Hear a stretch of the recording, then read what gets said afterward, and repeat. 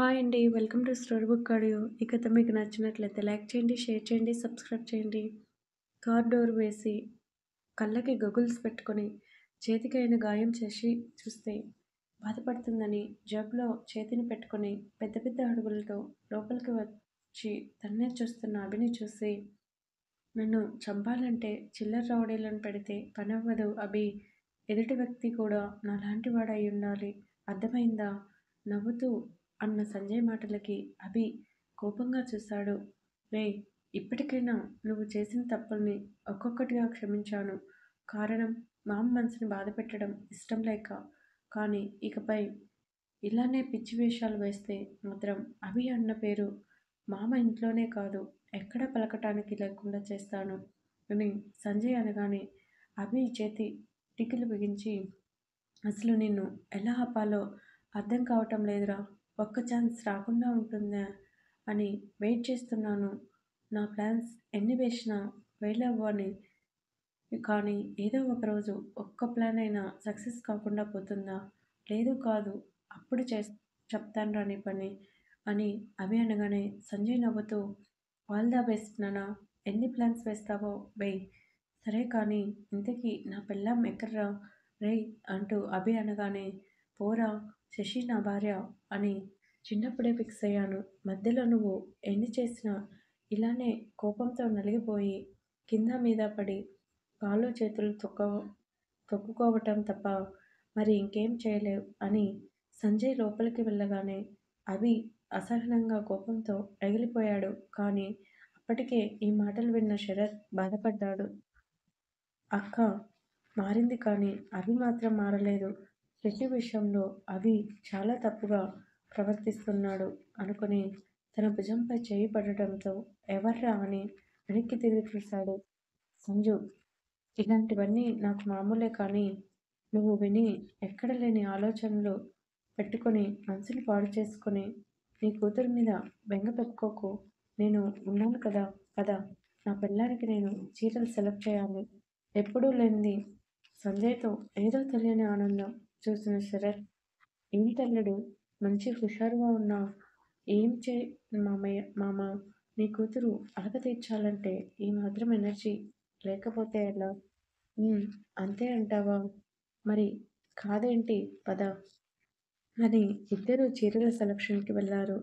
ఆడవాళ్ళ చీరల కోసం నీకు ఏం తెలుసు సంజయ్, శశికి చీరలు తీశాం. కావాలంటే చూడు అని సంగీత తను సెలెక్ట్ చేసిన చీరలు చూపించగానే సంజయ్ నవ్వుతూ, శశి కోసం మీకు పూర్తిగా తెలీదాంటీ. తనకి తన ఇష్టం కన్నా అయిన వాళ్ళ ఇష్టాలే బాగా ఇష్టం. తన మనసేంటో నాకు తెలుసు. తనకి ఎలాంటి చీరలు అంటే ఇష్టమో నాకు బాగా తెలుసు అని సేల్స్ బాయ్ని పిలిచి కొన్ని రంగులు చెప్పాడు. సంజయ్ ముఖంలో గంభీరం చూసిన సేల్స్ బాయ్ వెంటనే ఆ రంగులన్నీ ముందుకు పరిచాడు. సంజయ్ వెంటనే 5-6 చీరలు తీసి పక్కన పెట్టి, ఇవి ప్యాక్ చేయండి అని ఆర్డర్ వేసి వెంటనే జ్యువెలరీ సెక్షన్‌కి వెళ్ళి చీరల మీద మ్యాచింగ్ జ్యువెలరీ సెట్స్, బంగారపు గాజులు, తనకి నచ్చిన పట్టీలు, ఉంగరాలు అన్నీ సెలెక్ట్ చేసి ప్యాక్ చేయమని ఆర్డర్ వేసి 10 నిమిషాల్లో శరత్ దగ్గరికి వచ్చాడు. 10 నిమిషాల్లో షాపింగ్ అంతా పూర్తి చేశావు. అసలు శశికి ఆ రంగులంటే ఇష్టమని నీకెలా తెలుసు మనమడా? నవ్వుతూ అడిగిన జయంతి మాటలకి సంజయ్ నవ్వుతూ, మా అత్తకి రాణి రంగు అన్నా, నెమలికంఠం రంగు అన్నా చాలా ఇష్టం. ఆ రంగుల చీరలు శశి వేసుకుంటే అత్త ఎంతగానో మురిసిపోయేది. అంతేకాదు కుంకుమ రంగు, నారింజ రంగు పట్టు చీరల్లో శశి ఎప్పుడు అందంగా రెడీ అయినా అత్త సాయంత్రం దిష్టి తీసి మరీ శశిని లోపలికి రానిచ్చేది. అమ్మకి ఏది ఇష్టమో నాకు అది ఇష్టం సంజయ్ అని శశి నాకు ఎప్పుడూ చెప్పలేదమ్మమ్మ. ఎందుకంటే అత్త ఏ చీర సెలెక్ట్ చేసిన శశి చిన్నపిల్లలా ఎగిరి గంతేసి మరీ శ్రద్ధగా రెడీ అయ్యేది. రెడీ అవ్వినప్పుడు శశి కళ్ళల్లో కనిపించే ఆ ఆనందం మాటల్లో చెప్పడం కష్టం అమ్మమ్మ అని సంజయ్ అనగానే ఆ మాటలు విన్న అందరూ ఆశ్చర్యపోయారు. కోరుకున్న అమ్మాయి నోటితో చెప్పకుండానే ఇష్టాలన్నీ తెలుసుకొని మరీ చీరను సెలెక్ట్ చేశాడంటేనే అర్థమవుతుంది సంజయ్‌కి శశి అంటే పిచ్చి ప్రేమ అని. మనమడా, నువ్వు నిజంగా మా శరత్‌కి తగ్గ అల్లుడివి. వాడు కూతుర్ని ప్రాణంగా చూసుకుంటే నువ్వు పిచ్చిగా ప్రేమిస్తున్నావు. ఇద్దరూ కలిసి మీ గారాబంతో ఇంకా చిన్న పిల్లని చేయండి సరిపోతుంది. శశి మా కంటికి ఎప్పుడూ చిన్నపిల్లనే అమ్మమ్మ అని చెప్పి, మామ షాపింగ్ శశి షాపింగ్ బిల్లంతా మాది. అల్లుడు రేయ్! నా కొడుకు మాటే మా మాట అని భార్గవ్ అనగానే శరత్ ఇంకా ఏం మాట్లాడలేదు. మామ ఎక్కడ శశి? నా కూతురు ఎక్కడ ఉంటుందో నీకు తెలియకుండా ఉంటుందా అల్లుడు? కనిపెట్టు అని శరత్ అనగానే సంజయ్ నవ్వుతూ బయటకు వచ్చాడు. కాఫీ షాప్‌లో బాధగా కూర్చున్న శశి మరోసారి సంజయ్‌కి కాల్ చేసింది. సంజయ్ ఫోన్ కట్ చేయడంతో శశి కోపం అంతా ఇంతా కాదు. అసలు ఏమైంది సంజుకి? ఎందుకు నా ఫోన్ లిఫ్ట్ చేయడం లేదు? ఏంటి మేడం నా కోసం వెయిట్ చేస్తున్నారా? ఆమె ఎదురుగా కూర్చొని నవ్వుతూ అడిగాడు. సంజయ్ అంటూ కోపంగా చూసింది. అర్జెంట్ మీటింగ్ అండ్ వర్క్ కూడా ఎక్కువ ఉంది. ఏం చేయను? అక్కడ సింగిల్ సిగ్నల్స్ లేవు. ఫాస్ట్‌గా అన్ని పనులు పూర్తి చేసుకొని వచ్చేసరికి ఈ టైం అయింది శశి. లేదంటే నేను ఎందుకు రాను టైంకి రాను అని సంజు అనగానే శశి మరింత కోపంగా చూసింది.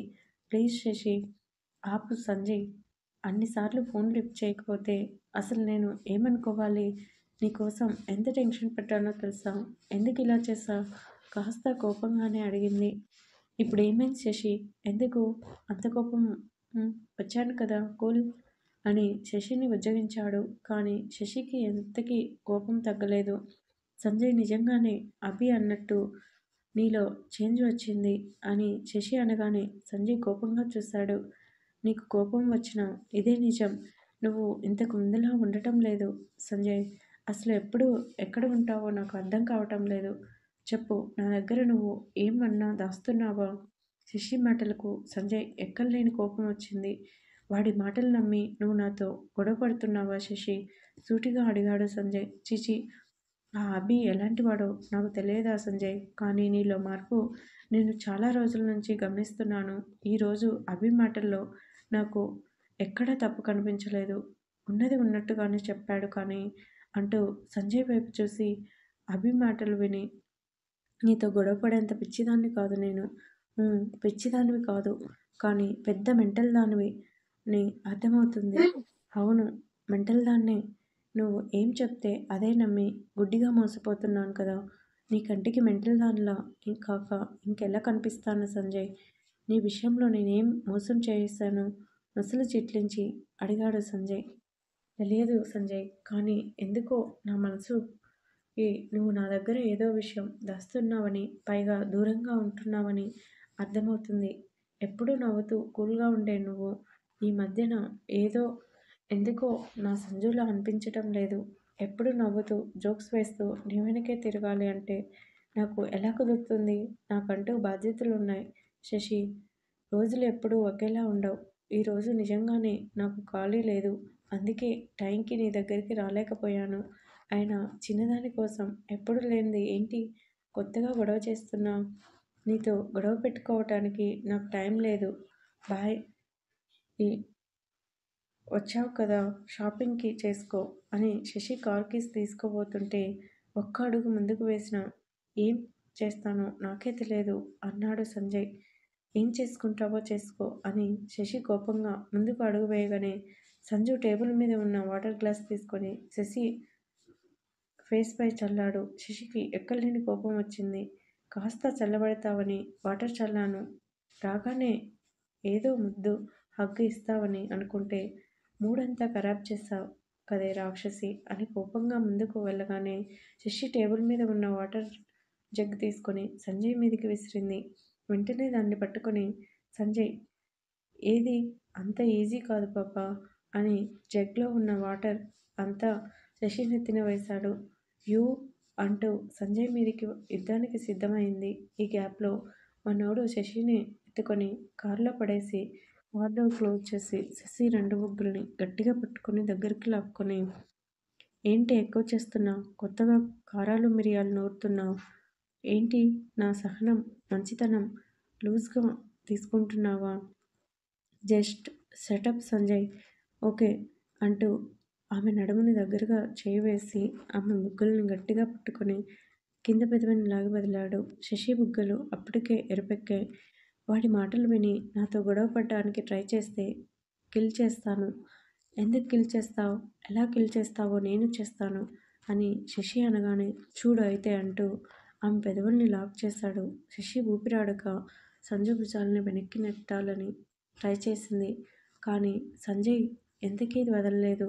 కాసేపటికి శశిని వదిలి ఏమాత్రం నా దగ్గర ఎక్స్ట్రాలు చేశావంటే ఇలానే కిల్ చేస్తాను అర్థమైందా అని సంజయ్ అనగానే శశి కోపంగా చూసింది. కానీ ఆమె వల్ల కాలేదు. సిగ్గుతో అతని ఎదలో తలని వాల్చింది. ఓహో ఏంటి సిగ్గుపడుతున్నావా శశి? సంజు అంటూ కోపంగా తీసింది.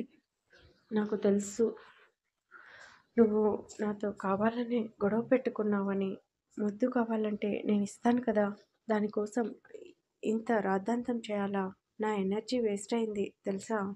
నేను ముద్దు కోసం గొడవ చేశానా మరి అంటూ నొసలు చిట్లించి అప్పటికే శశి కోపంగా చూడటంతో సంజయ్ శశిని హత్తుకొని కోపంలో ముద్దొచ్చావు బంగారం, అందుకే కిస్ చేశాను, బాగుందా మన ఫస్ట్ కిస్? సంజయ్ అలా అడిగేసరికి శశి సిగ్గుతో తన ఫేస్ని రెండు చేతులతో దాచుకుంది.